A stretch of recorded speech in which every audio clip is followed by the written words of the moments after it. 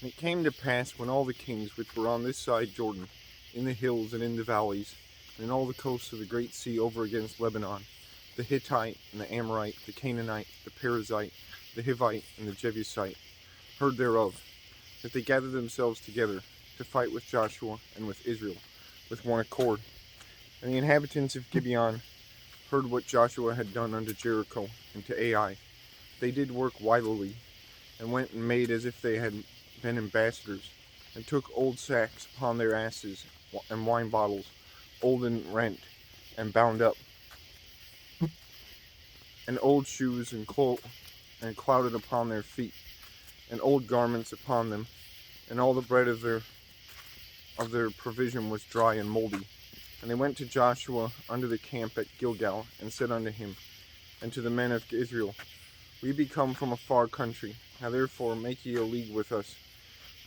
And the men of Israel said unto the Hivites, Peradventure ye dwell among us, and how shall we make a league with you? And they said unto Joshua, We are thy servants. And Joshua said unto them, Who are ye, and whence come ye, and from whence come ye? And they said unto him, From a very far country thy servants are come, because of the name of the Lord thy God. For we have heard the fame of him, and all that he did in Egypt, and all that he did to the two kings of the Amorites that were beyond Jordan, to Sihon, king of Heshbon, and to Og, king of Bashan, which was at Ashtaroth. Wherefore our elders and the inhabitants of our country spake to us, saying, Take victuals with you for the journey, and go to meet them, and say unto them, We are your servants. Therefore now make ye a league with us. This our bread we took hot for our provision out of our houses on the day we came forth to go unto you. But now behold, it is dry, and it is moldy. And these bottles of wine, which we filled, were new, and behold, they be rent. And these are our garments, and our shoes are become old by reason of the very long journey. And the men took of their victuals, and asked not counsel at the mouth of the Lord. And Joshua made peace with them, and made a league with them, to let them live. And the princes of the congregation sware unto them. And it came to pass at the end of 3 days, after they had made a league with them, that they heard that they were their neighbors, and that they dwelt among them. And the children of Israel journeyed, and came unto their cities on the third day. Now their cities were Gibeon, and Shephirah, and Beeroth, and Kirjath Jearim. And the children of Israel smote them not, because the princes of the congregation had sworn unto them by the Lord God of Israel. And all the congregation murmured against the princes. But all the princes said unto all the congregation, We have sworn unto them by the Lord God of Israel. Now therefore we may not touch them. This we will do to them.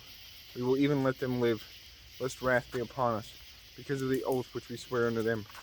And the princes said unto them, Let them live, but let them be hewers of wood and drawers of water unto all the congregation, as the princes had promised them. And Joshua called for them, and he spake unto them, saying, Wherefore have ye beguiled us, saying, We are very far from you, when ye dwell among us? And therefore ye are cursed, and there shall none of you be freed from being bondmen, and hewers of wood and drawers of water for the house of my God. And they answered Joshua and said, Because it was certainly told thy servants, how that the Lord thy God commanded his servant Moses to give you all the land, and to destroy all the inhabitants of the land from before you. Therefore we were sore afraid of our lives because of you, and have done this thing. And now behold, we are in thine hand, as it seemeth good and right unto thee to do unto us. And so he did unto them, and delivered them out of the hand of the children of Israel, that they slew them not. And Joshua made them that day hewers of wood and drawers of water for the congregation, and for the altar of the Lord, even unto this day, in the place which he should choose.